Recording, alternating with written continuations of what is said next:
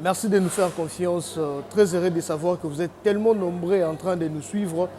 Et les lots Tozali na Esengo, Pobino Bozali wana Bozolanda Biso, Ngai Wabino, Tonto Ahmed. Je suis tellement content. Et exercice karamoko to lembarate ko senga na bino ezali ya ko partager ma vidéo, ya ko aimer, ya ko commenter, ça nous permet de savoir que Tozali vraiment suivi, Tozali bien accueilli. Pour ce matin, na Zanga Morote na plateau, Tozana Pasteur Emmanuel, c'est avec lui que nous allons décortiquer le passage de 1 Roi chapitre 2, puisque vous allez vous souvenir qu'il y avait un séminaire Nakati à Assemblée de Saint-Coli et Sikawapi, Pasteur Emmanuel Akambaka, oh balobelaki la puissance, balobelaki plutôt Géribal, 5 soirées sur l'enseignement et puissance. Et na clôture nango to participa qui il y a eu beaucoup de points qui évoqués et oya makasi to simbaki auto préféraki pe to partager nango na émission le zalaki autour il y a passage Joana, il y a 1 Roi chapitre 2. Donc na premier verset ti na 9e verset pour eza vraiment na bamloro très important et à kolobela nakati. J'ai dit comme ça un grand merci à Coco Dema, l'homme que la machine appelle papa pour na soutien pour y a zangarate à to bengue 5 heures ya okitana caméra. Merci pour notre dynamisme. Merci à tous nos abonnés. Merci à Cybercafé Eric pour notre soutien, pour notre encadrement, pour nos moyens de mettre toujours à disposition à Bisso, pour notre Moussala et Kende Kitoko. Et merci à tous ceux qui nous connaissent. Vraiment, soyez connectés et bon la émission au Tinasuka. Une dernière précision, publicité bo les karaté. Ça permet à ce que tu bénéficies peut-être en amitié. Donc, bon la publicité Tinasuka. Et que Sungabiso. Merci si mon caméraman est d'accord. Rakogi Koko Telanga déjà invité. Bonjour Pasteur Emmanuel. Oui, bonjour. Bonjour Ndeko Ahmed. Bonjour Naba fidèle abonné. Il y a l'été à canne officiel. Kolo Apambola Bino. Nabisikanyo c'est besoin. Merci Pasteur Emmanuel. Tu as une émission où il sans que tout ça la moi break par rapport à l'événement et l'équipe Minginangam Bino Basali Nzambe. Dans le Nigeria, il y a eu le décès à prophète TB Yoshua. À Kinshasa, il y a cardinal Mosengo, qui est enterré au Salamalelo. Quelle lecture faites-vous par rapport à la disparition, il y a un grand homme de Dieu, il y a bon, disons ça ainsi, il y a un grand homme de Dieu, qui est Zoti Kabiso. L'Iweza pour Nabatunyoso. L'Iweza promesse, c'est la parole de Dieu. Les gens ya bango ndenge ba tambolaki misala na bango sur la terre ndeko landa bango parce que ndenge liwa ezalaki elaka ezokokisama ndenge pe lisekwa eza pe elaka ekokokisama les morts en Christ bako ressusciter bako changer ba corps et bako ke na rencontre ya Seigneur ceux qui bakufi en Christ ndeko zala très important, très utile pour la bango, c'est que là, il y a espérance, il y a résurrection. Mais ceux qui étaient basés en Christ, de ce cas, et vous allez passer, à Tabakundio, dans cercueil en vitre, à Tabakundio, dans la cathédrale, c'est quoi? Ils ont dans la cathédrale, ils ont dans la cercueil en vitre, ils ont dans la nécropole. Mais aliba oyo bakufaki en Christ, c'est-à-dire wana tabakundaki on etoko wana tabakundaki yo babwakaki na mai ya tabatumbaki yo mais ce que vous allez dire en Christ peut okufi en Christ Jésus vraiment vous allez sûr que à la voix d'un archange et au son de la trompette promesse wana et que ça m'appelle pour nayo parce que ba mort en Christ ba ko ressusciter bisonde ba tout ko benga grand homme. Oh boy na boy, Nzambenda yebi, ba oya yeba za banani, ba ko se quoi pe ba ke na rencontre na ye. Ba ko se quoi pe ba ke na rencontre na ye. To ko na biso na sujet na biso mais il y a eu un pasteur na hôtel Kolanda à Lobi, le nom de Jésus qui sauve mais le nom de Christ ne sauve pas. Est-ce que moi éclairage car il y a rapide par rapport il y a confusion à poto le cannabis. Mais l'écriture est claire. Pierre Motuna Babi, homme frère que ferons-nous? Soyez baptisés au nom de Jésus-Christ pour le pardon de vos péchés. C'est que Motowana, son nom c'est Jésus. C'est le Messie, Christ. Christ, c'est le loin de Dieu, cet homme-là. Nde kombo na ye, nde bikisaka. Wana eza koluka ba nouveauté na kati ya parole de Dieu, ou bien koluka base. Ndenge bato bazana ba bitidi lelo, bato ba retenir que le nom de Jésus-Christ nde bikisaka. Makita na ba niveau za trop baté. Wana eza bato koluka ba base. OK. Wana eza bato balukaka ba base. Pasteur Emmanuel ndenge na lobaki na annonce na ngai. Lelo toyeko kanga bino pona to décortiquer ces passages aux ezali vraiment très important. Na rolingo sunga biso par rapport à révélation ya ba makomi oyo. Vu que botera bolobara ancienne écriture ou soit l'ancien testament ezalaki ba ombre ya makambo oyo egoya. Donc ce qui réellement ezalaki bongo dans le chapitre où il y a un roi, dans la Bible, je lis, David approchait du moment de sa mort et il donna ses ordres à Salomon, son fils, en disant, pour ceux qui n'ont pas le premier verset, David s'approcha du moment de sa mort et il donna ses ordres à son fils Salomon. Et ceux qui n'ont contesté que David a Jésus-Christ, qui est maintenant, c'est Salomon, qui a ordre à ces temps ici, au temps de l'Église.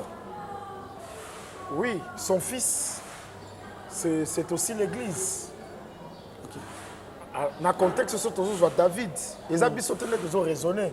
Parce que l'apôtre Pierre, dans la Zotéa, sa première prédication, donc la Pentecôte, à l'objet David, à l'obaki, que tu ne permettras pas que ton sein voie la corruption. Tant que David a dit que David a dit que nous autres on a dit que la nous autres on a dit que mais c'est quoi les sabango Pierre, homme israélite, boza témoin, patriarche David, sépulcre naé ezali kati na biso. Mais yo alobaki que nous autres on a dit que mais nous autres on est en baby boza ba témoin. Mais comme il était prophète, Azali kolobela résurrection à Seigneur Jésus-Christ. C'est-à-dire, nous autres, il y a moutou et kobe bate, et nous autres, à Jésus-Christ. Et effectivement, nous autres, il y a Seigneur Jésus-Christ, et connaîtra la corruption. Baoba kenaki na sépulcre naé, et à la bassi, et à la ses disciples, bakuta korte, et à ne sika mongote le corps et Christ, et connaîtra la corruption. C'est que David, tu ne permettras pas que ton sein voie la corruption. En réalité, le véritable David, c'est le Seigneur Jésus-Christ. Voilà, Pierre n'aime pas expliquer à moi. Alors, ceux qui te disent, David comme Jésus, après, comme l'Église par ses apôtres, ou bien comme l'Église par ses ministres.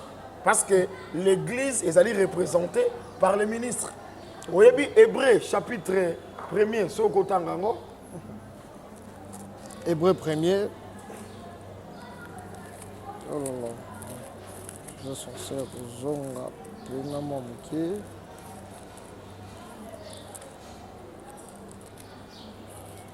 Hébreu, chapitre 1, à partir du verset 1. Hébreu chapitre 1, premier verset, lobby. Après avoir autrefois, à plusieurs reprises et de plusieurs manières, parlé à nos pères par le prophète, Dieu dans ces derniers temps nous a parlé par le Fils. Dieu dans ces derniers temps nous a parlé. C'est que les derniers temps, c'est aujourd'hui. Par rapport à l'Église, Dieu nous a parlé par le Fils. Ah, le Fils, c'est le ministère parce que les lots nous a mis à Zolobelabiso par le ministère. C'est que David, comme type, il y a Christ, na quoi, a tika, a ordre, na simanaye, et que Salama, par les fils, on s'appelle Salomon, comme les fils, il y a David, comme l'église. Vous voyez que, apôtre Paul Azolobake, frère, vous, comme Isaac. Isaac a un fils. Galates chapitre 4. Oui, autant Yango. Ok. Galates chapitre 4. Galates chapitre 4.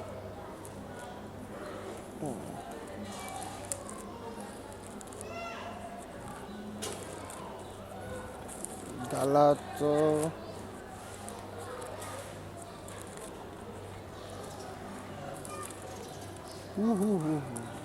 Premier verset. Pas de problème. Or, aussi longtemps que l'héritier est enfant, j'ai dit qu'il ne diffère à rien d'un esclave. Ok.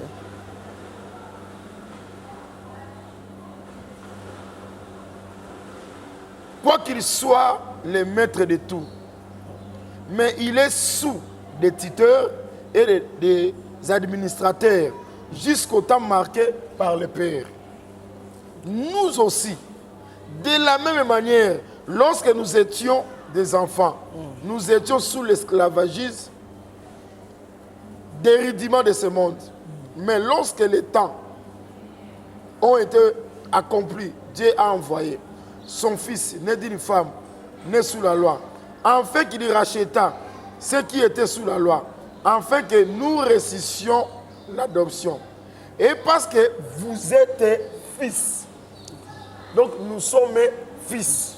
C'est que l'église a appelé fils. C'est que our père et fils, dans le contexte de David, dans le dernier temps, avant sa mort, a sorti qu'à ordre et pas il y a fils, on appelle fils comme l'église. Na billet, il y a un ministre naé. On commence à appeler type na croix. Jésus-Christ est dans la croix avant sa mort. A Talibo, Amoni Marie, Amoni Jean. À l'obi, maman, zoaka soin, il y a mwana na yo. Puis à l'obi, mwana, zoaka soin, il y a maman. C'est à tiki ordre comme David, Bango, c'est-à-dire Jean, comme ministre, a soin, il y a Marie ou à l'église. Marie P, comme l'église, a soin, il y a ministre. Comment on va ça au apôtre Paul à lobby? Abi ceux qui te s'aimer, quand il a bino, au ezali spirituel, c'est que ordre atiki que ministre tika côté ya l'église. Église na tour na yo pe soignaka, zo soin ya mwana na yo. C'est-à-dire à cause de ce qu'on soin na ba dîme, na ba offrande. C'est que ministre musane côté ya par ordre au David a sur la tigelier. Ya mwana église pe ordre on Jésus a tigelier comme David a soin ya ministère de la parole. Mais pasteur Emmanuel, ce que nous sommes en angle et par rapport à l'écriture au Jésus Soloba, je ne vous laisserai pas seul, je vous enverrai mon esprit. Et quelqu'un qui le prend en disant, les fils là c'est le Saint-Esprit, à Tamboli bien ou soit à Fauché. Non. Évangile, ils allaient dans plusieurs couleurs. Ils ont bien un vêtement Joseph. Ils ont plusieurs couleurs. Ombre, ils ont solité. Et variaka. Donc, tu as ça plusieurs révélations dans quatre écritures. Mais il y a le voix se lève, bato catholique balobi, vu que l'apôtre Pierre, yene mutazalaki na batike la clé, il y a Lola, c'est lui l'héritier. Oyo makomi zoloba awa, c'est lui le Salomon, c'est par lui le Seigneur Jésus a fait sa ordre, c'est lui l'unique et le seul fils Oyo David a bané kotik la ba ordre. Dans ce contexte, ils ont raison ou ils ont tort?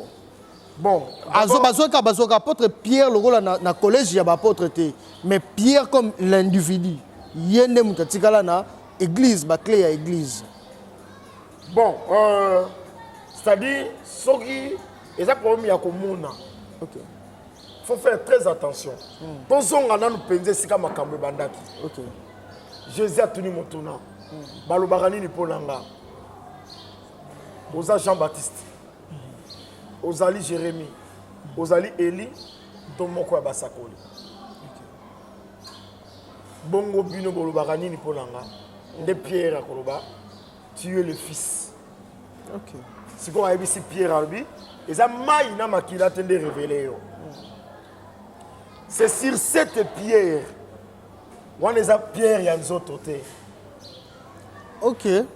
C'est sur cette pierre, mais le bel monsieur, c'est sur cette révélation oyo euti epai ya père nde na kobâtir mon église yango mona esika catholique abunga bazwa tombe ya Pierre nde esika bakenda kotia basilique Saint Pierre ya Rome. C'est-à-dire nzambe échappé bango révélation exacte et c'est là que Pierre a répondre. C'est sur cette pierre que je bâtirai mon église. C'est les révélations. Je bâtirai. Na oyo tata apesio et si quand nenga na kotonga église. To fungoli parenthèse. Mais Jésus pas boya quitter Casa Jérémie. OK. Jésus pas boya quitter Casa Jean-Baptiste. Jésus a boya quitter Casa Élie. Tout le monde quoi basakoli. Mais dans quelle dimension Jésus se retrouvera comme Jérémie, comme Élie? Très bien. On a Jean-Baptiste. Jean-Baptiste a été décapité à Koufaki. C'est que quand Jean-Baptiste, dans la révélation, on a déjà la mort de Jésus, Jésus au Koufa. Jean-Baptiste à Koufaki. On a Jérémie. Mais Jérémie a quitté la citerne. Puis Abima qui la citerne. C'est que Jean-Baptiste a Jérémie. On compte dans la citerne dans le séjour des morts. On compte dans le séjour des morts, c'est la résurrection. On a Élie. Élie a été enlevé. C'est que Jean-Baptiste au Koufa. Jérémie au compte dans le séjour des morts, au la résurrection. Élie au Mata Likolo au Zonga la Mapata. Wow, ça c'est vraiment la nourriture solide. C'est ça. OK. Aboya quitté parce qu'il y a un accomplissement, il y a tous les prophètes. Les prophètes, ils sont ombre, il y a Christ. D'ailleurs, Moïse a dit l'Éternel, votre Dieu, suscitera au milieu de toi un prophète comme moi. Le prophète comme Moïse, c'est le Seigneur Jésus-Christ. Au moment où Moïse, l'esprit, il qui 70 anciens. Jésus-Christ peut aller comme Moïse. Il peut, avant, il y a 12, il y a 70 disciples. Tant que tu as Kibango, tu as un côté, tu as un milimo, tu as un zongi. Pour que tu aies que les démons sont 70. Il y a 12 ou 70. Nabi, je voyais Satan tomber comme du ciel. Je vous ai donné l'autorité. C'est que Moïse, esprit naïe, et qu'il n'y a pas 70 anciens, donc même qu'on prophétise, il n'y a pas là ici que je suis le vrai Moïse, 70 disciples, bon autorité qui est mon esprit, bon kende, bon teya, bon riba malade, dès le retour, il y a qui va passer ça. Moïse a lié ça, peuplement pendant des heures. Parce que Moïse dans le Bible, l'Éternel suscitera au milieu de toi un prophète comme moi. Il faut que tu remontes. Makama Moïse a salé pas moto. Déjà quand tu as 70, tu comprends. Tu comprends. Moïse a laissé pendant des heures. Jésus-Christ va laisser 5000 hommes sans compter les femmes et les enfants. Où? Dans des heures. Père a rappelé Moïse après ça le vrai pain. Mais Ngaï n'a pas ça le vrai pain. C'est que le roi Moïse a fait ça lipa. Après on appelle ça lipa. C'est le mal lipo yanga. Ceux qui vont lire beaucoup fois susciter. OK. Moïse, premier miracle à ça là. Azwa Maï a commissaire au Makila. N'est-ce pas? Jésus-Christ peut t'envoyer. Premier miracle. Oui, premier miracle à Moïse, il y a Jésus. Maï 20. Parce que 20, ça a Makila. Wow. C'est tellement profond, c'est que... Oui, mais si tu as 20, ça a Makila. La table, la Pâques. À tombe là, tu veux. OK. Est-ce qu'elle va dire que c'est mon vin? Bon. Le pasteur vraiment a Zubiso à main. Ah bah quitter que c'est mon vin. Mon sang. Mon sang. Mais la carte c'était le vin. C'est quand quelqu'un va le vin, c'est le sang. Donc Moïse a bon les mailles comme Makila. Il est peut-être envoyé premier miracle. Pour la Sabino que n'a comme Moïse, maille comme il fait. Mais dans ce contexte, pasteur Emmanuel, pasteur Oba Melaraba 20, ils n'ont pas tort puisque Bazorangol paie le roi Makila. Il faut que Oba Mela 20 ou Bimina maille. Est-ce que 20 Oba Mela Bimina maille? Il y a ça 50%. Ceux qui ont bazouana, mais la 20 ou Bimina maille. Est-ce que 20 ou Bimina maille? Non, c'était des mystères à expliquer. Il y a un moment où Nzambe aza mystère c'est que nzamba lingi binoté parce que faut y barquer nzamba zaka nzambe bolingoté nzamba za rappelle nzamba haine paix à jalousie ngate mnazo ba to mbona ngozaka kwa liboma écriture est claire Dieu a aimé Jacob et il a haï Ésaü c'est le même Dieu alingi Jacob le même Dieu haïni Ésaü. Un jour, pasteur Emmanuel Tozo continuait, puisque critique Zamoulaï n'a sauté dans le verset 5e. Bible Zolobawa. Tu sais ce que m'a fait Joab, fils de Tsurija, ce qu'il a fait à deux chefs de l'armée d'Israël, à Abner, fils de Ner, et à Amasa, fils de Jéter. Il les a tués, il a versé pendant la paix le sang de la guerre, et il a mis le sang de la guerre sur la ceinture qu'il avait au rein et sur la chaussure qu'il avait au pied. Mais pasteur Emmanuel, problématique il y a à Ouezali, dans ces cas, pourquoi David a une vengeance contre les Philistins, contre le peuple d'Israël, mais a seulement vengeance, excusez-moi, on s'est trompé, a une vengeance contre l'Iwa il y a Saoul, il y a Jonathan, il y a Batounyoso, Bakoufaki, mais a une vengeance seulement comme pape par rapport à l'Iwa, il y a Abner, il y a Amasa. Qui sont ces deux tomes David, na moment na Yasuka, a une vengeance car il y a Bango Mibale. Ok, d'abord, Awa, moi je vais couler aux Alébélés. Ok. Abner. Parce que David a salé l'Abner Matanga. Abner n'a pas Saoul. Alongwe pas Saoul, ou azaki nemi na ye, aye pas David. Joab a sepé la guitare. Nenge David a changé de camp. Et nenge Joab, pardon, Abner a changé de camp. Aye a bomiye. Na tangwa kimia. A bomiye. Maintenant, David a organisé qui? C'est très important. A organisé funérailles. Le roi allait là à Abner. Pourquoi?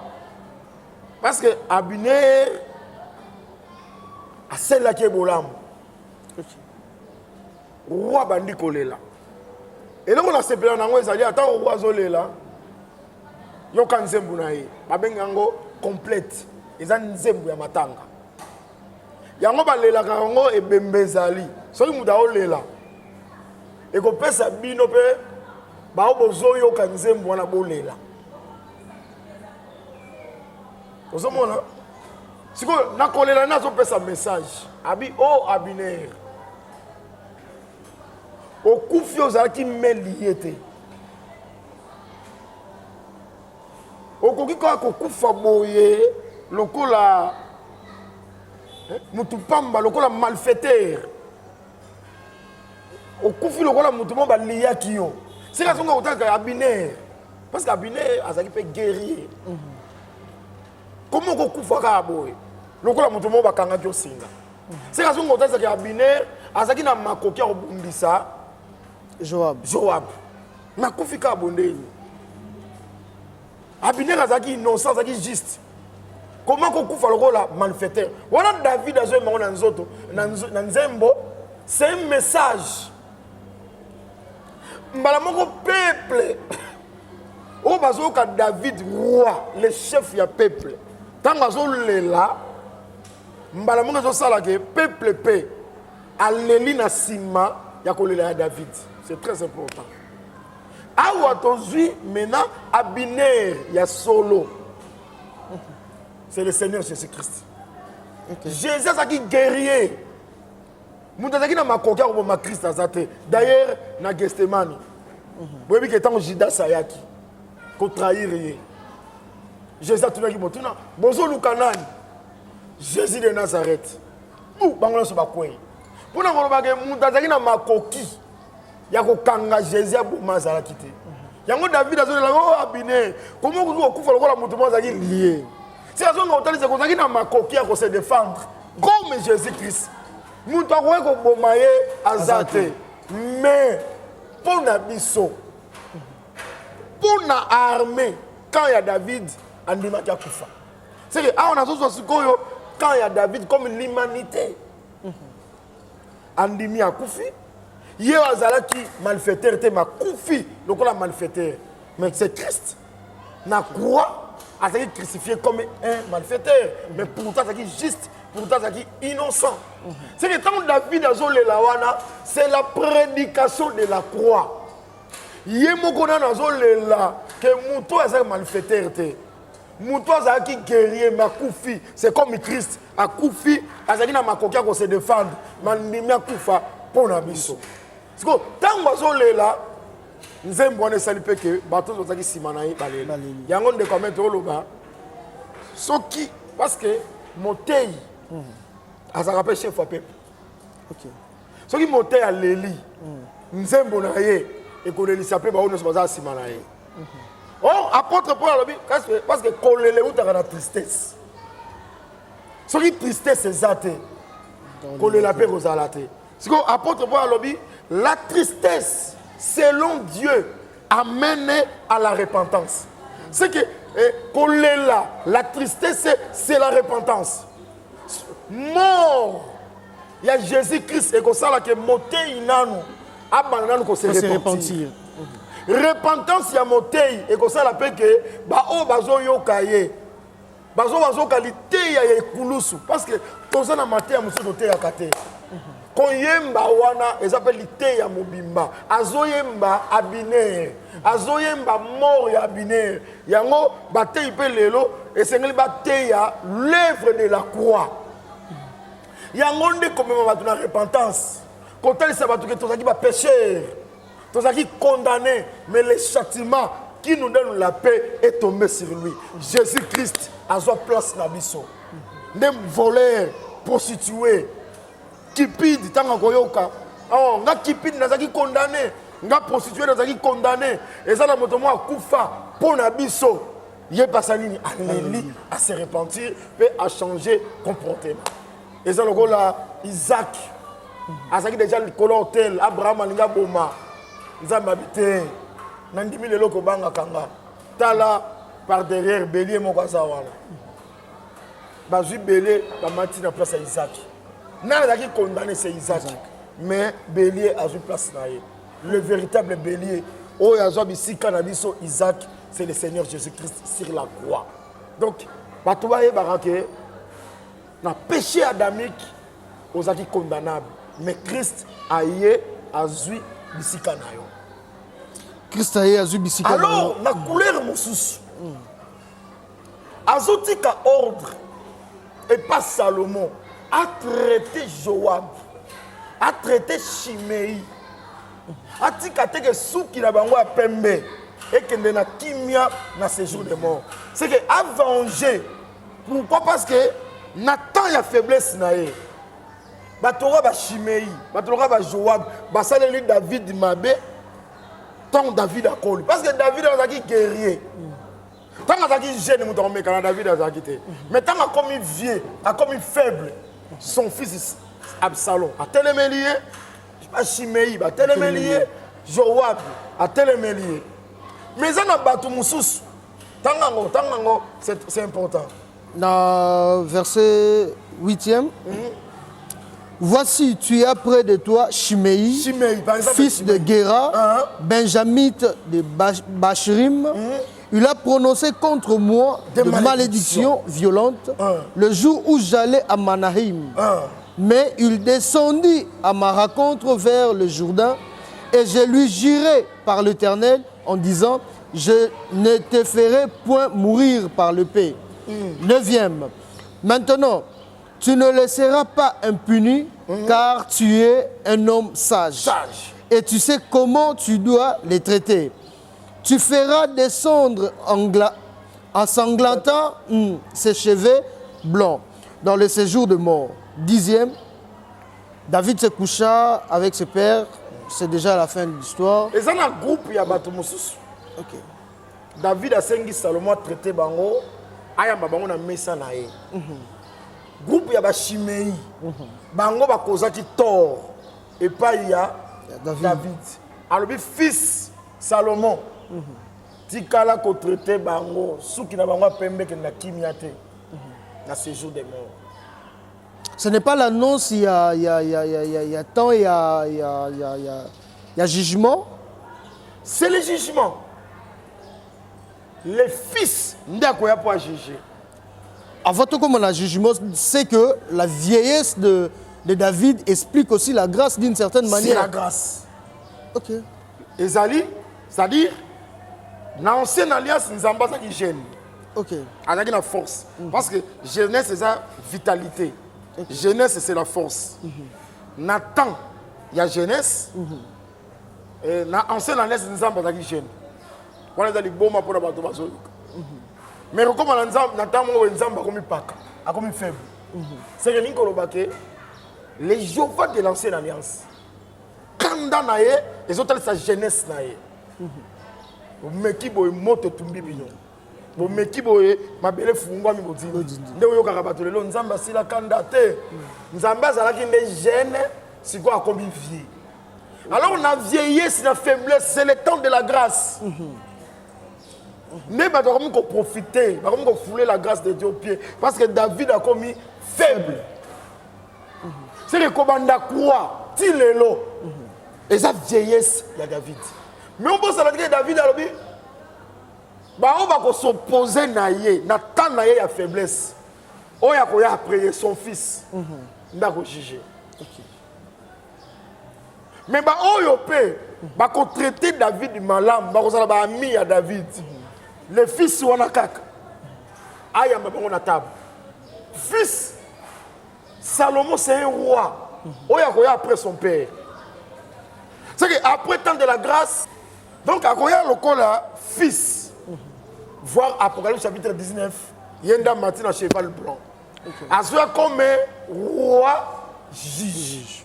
A condamné bateau yo traité qui est mabé Nathan il y a faiblesse. Mais bateau peut Nathan faiblesse parce qu'il va minayer. A matabango na mesa. Table les ali table royale. C'est que l'ingolo baké a côte sabango na royaume, na règne millénaire. Moussala na mutayozo salango le fils. Nazana Jean chapitre 5.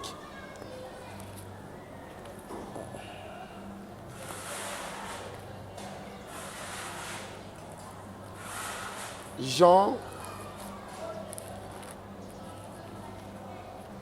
chapitre 5. Vraiment nzamba sungana zo verset yango.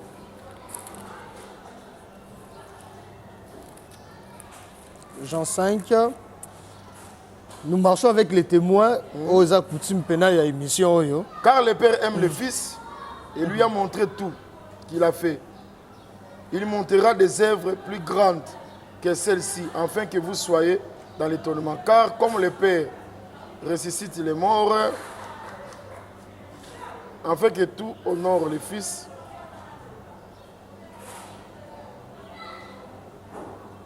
non, c'est pas ça.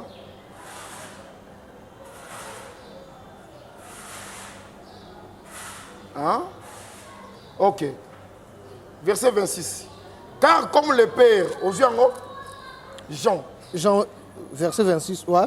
Car comme le Père a la vie en lui-même, ainsi il a donné au Fils d'avoir la vie en lui-même. 27e. Oui. Et il lui a donné le pouvoir de juger parce qu'il est le Fils de l'homme. À Père, à Pessier pouvoir, il y a qu'à juger. Mais exactement, qui est le Père? C'est David. Qui est le Fils? C'est le Seigneur Jésus. C'est que le Père a son pouvoir. Il y a un peu Koti kabatoana bakena esuki la bango pembe na kimia te na séjour de mort. Pouvoir azo zongo pendant et pas ya Père. C'est que awa le Père c'est lui-même le Seigneur, mais tant qu'on est faible, c'est le temps de la grâce. Fils, c'est ça tant qu'on zonga sur la force. C'est que au moment force, faiblesse, force. Dans l'ancienne alliance, on a dit fort. C'est un Dieu jeune. Tant qu'on comme faible, comme vieux, c'est la grâce. Tant que grâce est aussi là, on va pouvoir condamner à zongi sous jeune. Mais à juger bâtonnion sauté. À juger ses ennemis. Ok. À zouaper, à gracier, toi à justifier ses amis. récompense à ce table royale. Or, la table royale, c'est le royaume. Pouvoir wana fils de Moutouazana. Alors, ennemi na lelo eza banane. Colossiens chapitre 1, verset 21. Qui sont les ennemis du Christ, Colossiens chapitre 1, 21. La Bible dit, et vous, qui étiez autrefois étrangers et ennemis par vos pensées et par vos mauvaises œuvres, il vous a maintenant réconciliés par sa mort dans le corps de sa chair. Ok. Au moment du verset 1, vous qui autrefois, vous êtes étrangers et ennemis. Ça, c'est le péché adamique. Et ça, là qui bisognon, surtout, ça, là, ennemi en Zambé. Avant la réconciliation. Mais par la chair de Jésus-Christ, il nous a réconciliés par l'œuvre de la croix. C'est que les lots. Et là, on est ça qui est bateau bas à la ennemi en Zambé. Par leurs pensées. Par leurs œuvres. C'est que si les lots, ceux qui misala na yo, ba penser nous allons mabé vis-à-vis la parole de Dieu aux ennemis en Zambé. C'est que c'est le moment de se repentir. C'est le moment. Tu Philippiens chapitre 3. Philippiens chapitre 3. Verset 1. Wow. C'est que j'aime les témoins. Les amoureux de la parole de Dieu, vous n'avez qu'à suivre cette émission du début à la fin. Vous qui aimez bien les Écritures, c'est vraiment... Philippiens chapitre 3, verset 17 à 19. Ça, c'est vraiment pour vous. Philippiens chapitre 3, je ne vois pas l'écriture. Oh, pasteur, vous pouvez lire. Alors, Biboy. Soyez tous mes imitateurs. Frères, apportez les regards sur ce qui marche selon les modèles que vous avez en vous. Car il en est plusieurs qui marchent en ennemi de la croix de Christ. Je vous ai souvent parlé. Et j'en parle maintenant encore en pleurant. Leur fin sera la perdition. Banane, en ennemi de la croix. La croix aujourd'hui, bien aimé Ahmed, et sa jonction, il y a déboîté. La croix aujourd'hui, c'est la prédication. N'importe Paul a dit la prédication de la croix. Ils allaient folie pour n'avoir mais ils allaient sali pour n'avoir sauvé. La croix aujourd'hui, c'est la prédication. Quelle prédication? Jésus-Christ est mort et ressuscité d'entre les morts. Donc nous prêchons Jésus-Christ ressuscité. L'enseignement des apôtres, c'est ça la prédication de la croix.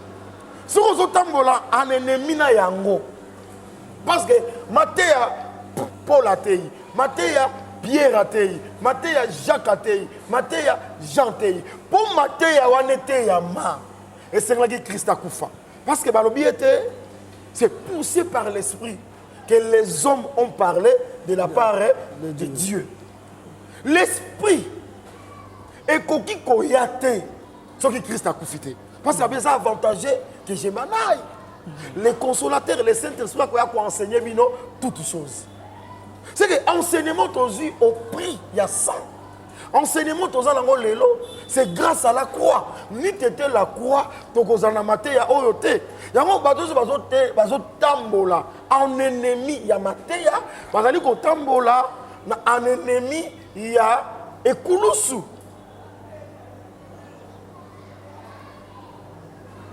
Ozomona si ko yoka ba o wana ba ennemi wana babi la fin les lots condamnation ozomona na te parce que David est faible asana akobi peine donc asa faible asa suna makasi tata Shimei ozola kele mabe a garder toujours quand il peine na fourreau pourquoi parce que c'est un vieux C'est le temps. Quand on a la vieillesse, c'est le temps de la grâce.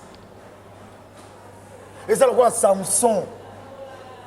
Ce qui passe, c'est Toboli Misu, Bakati Souki. C'est tout pour nous sakalanae. Mais Samson a eu bêta. Mais tant que vous domptez, Bakati Souki, Batoboli Misu, c'est tout. Beaucoup de sakalanae, Samson, divertissement. Mais quel est le Samson? Souki, vous avez bêta les sous. Tant que vous avez deux poteaux, à briser, à beaucoup koufa, koleka kunenga bomaki liboso. C'est que bateau va koufa dans ancienne alliance, dans jugement. Oh les fils à koya nango, batako kosa la condamné plus que koleka. Nathan ya bateau va koufa dans ancienne alliance.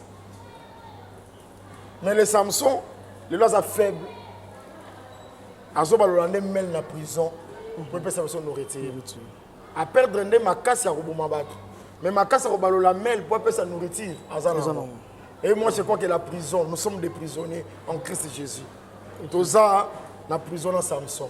Azara na zo ba la mission mêle pour que ça soit nourriture. On ko ba la mêle eza écriture. Quand on interprète nourriture et bima, tozolia et ça mission force. Entre-temps, ceux qui nous ont poussé, ba keba. Ba keba na Samson a faible lelo. Et ça, mon colo souke kokola. Tant que vous avez souvent nos sakana nae. Beaucoup de makambo je vais retourner motuna. Est-ce que basakana ngando? Oki ko sakana ngando. Ndenge basakana ngandek. Nzamba retourna Job bongo. Job, yo ko sakana ngando. Ndenge basakana ngandek. So on go sakana ndek. Mais ngando basakana ngana été. On ndeke pigeon. C'est le temps de la grâce. OK. Et ça attend Saint-Esprit. Ça canana on attend oyo. Mais keba kaka pigeon wana on comme ngando. On sakane surtout c'est le temps de jugement. Tu vois lobby leur fin sera la perdition. C'est que bateau va aller comme marcher en ennemi à croix. Sous kanabango c'est que bazan attend. Nzamba oti que la bango temps le va se repentir. Bazan attend. Nous avons retenu le local la repentance est athée. Leur fin sera la perdition. Ils ont pour Dieu leur ventre. Oh! Ils mettent leur gloire dans ce qui fait leur honte. Ils ne passent qu'aux choses de la terre. C'est que, mais notre cité, à nous, est dans le ciel. D'où nous attendons aussi comme sauveur le Seigneur Jésus-Christ. C'est que le ciel cité wana ezali pour na biso. Ba to zali ba mi ya mosala ekulusu. Ba to zali ba mi ya enseignement cité na biso. Bango lokola makambu ya mabele fait na bango c'est la perdition. Nzambe na bango mabumu na bango. Ba te ya lokoso mbongo ba kipide. Vraiment, il y a beaucoup de choses à dire par rapport à ce sujet. Togozongela le sous pasteur Emmanuel Namikolozoya. Mais cette fois-là, c'est pour un autre sujet de Togolobanae. Pasteur Emmanuel Tokomina Souka, un mot de la fin par rapport à il y a interprétation, il y a écriture et salami lelo et puis exhortation moi il y a beaucoup c'est pour na batunyo so balandi biso. Non, exhortation ezali que cher bien-aimé. Lelo kotambola en ennemité na mosale kurusu tonalité ya c'est conformer na lité ya Jérémie alobi boye soki na course ba piéton ozoko kokima te nde kokima na ba chevaux c'est que soko lingo kima na ba piéton parce que yo posa piéton tant ba chevaux ba kobanda course okokate pour la lobby eza malamu na makolo ezali kosakola sango malamu. C'est que le pied c'est la bonne nouvelle. C'est que tant que bonne nouvelle ezoteyama c'est conformer la bonne nouvelle. Le cheval est équipé pour la bataille. Ce comment déjà course à la chevaux bandit c'est la guerre. Il faut faire très attention. Les lots tika impudicité. Évangile ezoteyama on a pété tika qu'on commettre adultère tika tika cupidité évangile eza simple kimana na ba piéton hein tambola ensemble dans la bonne nouvelle mais ça na mokolo yo course ya ba piéton ko sila to commence qu'on a ba chevaux c'est le temps de jugement et ça temps ya guerre temps ya condamnation je pense que ceux qui tango le keli yo kuna temps ba chevaux ba banda ko kalisi surtout alors exhortation na biso ngwana toza na temps ya grâce la grâce de Dieu source du salut et ça quoi enseigner biso au renoncement aux œuvres mortes c'est ça la grâce batuba fouler la grâce de Dieu au piété tambola na kobanga nzambe se conformer à la parole pour récompense nous à la table royale mais ce qu'on tamboli lokola monguna ya David lokola monguna ya liloba monguna liloba ezali kake liloba lobi bo yosali contraire liloba lobi bo yosali contraire liloba lobi to zwaki ya ofele to pesa ofele yo zotekela to mafuta ozoteya batu pona libumu na yo c'est que nzambe no akomi libumu condamnation kozala sagesse ya Salomon et ko traiter yo na rigueur nyos suki na yo ya pembe et ko gene na kimiate na séjour de mort suki na yo ya pembe ko kende na kimiate na séjour de mort. Merci Nabino Baïbola Dibiso et ceux qui te relobent Moya Souka, ils ont tout simplement boté la publicité Tina Souka. C'est une façon pour vous de nous soutenir. Hein? La publicité au Totiaka, ce n'est pas en vain. C'est vraiment important Binobo Landarango, Tina Souka, Tokomi Nasuka. Et je remercie comme ça Carmel Kalebasi, Clever Kalebasi, Papa Amos, Serge Kina. Je vous remercie beaucoup pour le soutien. Frédéric, Glody, merci beaucoup. Et je remercie donc Coco Dema, l'homme que la machine appelle papa, pour Moussala Kitoko Azosale Labiso. Tokozonga très prochainement avec un nouveau sujet. Toko communiquer binongo déjà dans les réseaux sociaux avant de yamba pasteur Emmanuel. Moi, tonton Ahmed, je vous dis au revoir et tokutani prochainement. Nakolanda kaka nzela na yo Yesu.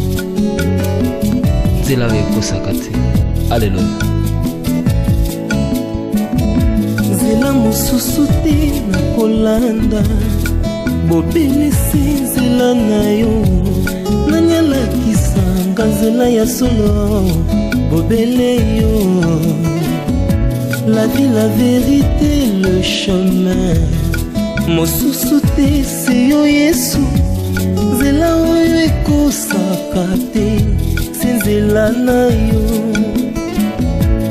bayebatalelaka yo bayokisa masoni te papa ya borphelin bana bitike mosungi ya baveuve mobikisi oyo asikola ngai liboso ya bangu